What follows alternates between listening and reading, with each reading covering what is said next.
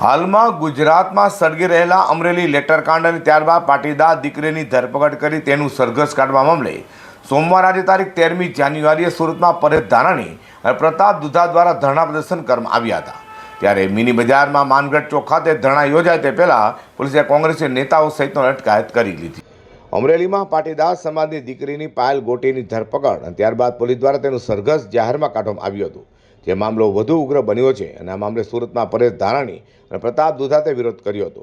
નારી સ્વાભિમાન આંદોલન સમિતિના નેજા પરેશ ધાનાણી અને પ્રતાપ દુધા સુરતના વરાછા ખાતે આવેલા માનગઢ ચોક ખાતે ધરણા કરવા પહોંચ્યા હતા।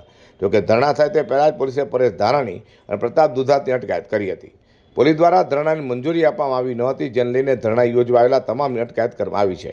તો પોલીસ સ્ટેશનમાં પણ ધરણા ચાલુ રહેશે તેમ પરેશ ધાનાણીએ નિવેદન કર્યું હતું।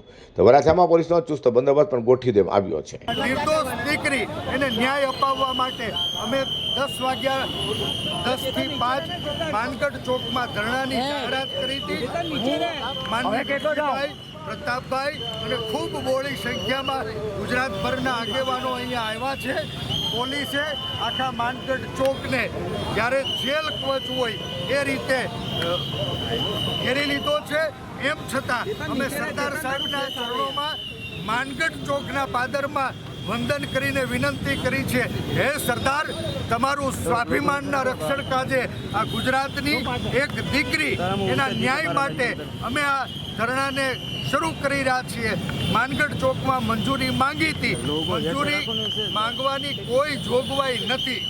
આ દેશમાં સંવિધાનથી દરેક માણસને સરકાર સામે સવાલો ઉઠાવવાનો અધિકાર છે। આંદોલનથી તો આઝાદી મળી હતી, આજ આઝાદ ભારતમાં આંદોલન ઉપર પ્રતિબંધ કોણ અને શું કામ એમ મૂકી રહ્યું છે, શું છુપાવવા માંગી રહ્યું છે, સવાલ છે। ત્યારે અમે સરદારની સાક્ષીએ અહીંયા જ બેસી અને ધરણા શરૂ કરીએ છીએ।